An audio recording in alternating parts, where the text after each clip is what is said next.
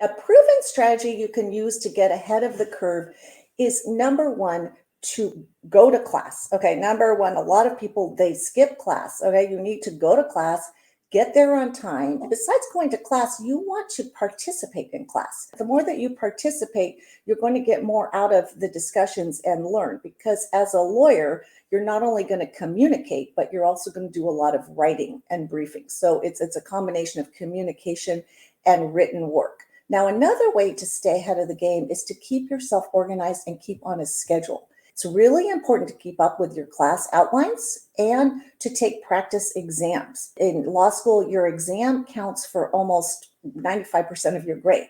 So you have one chance to prove yourself. And so you need to understand what those exams are about. And a lot of professors have old exams in the library you can check out and do yourself. And I think that's really important to learn what a law school exam is all about.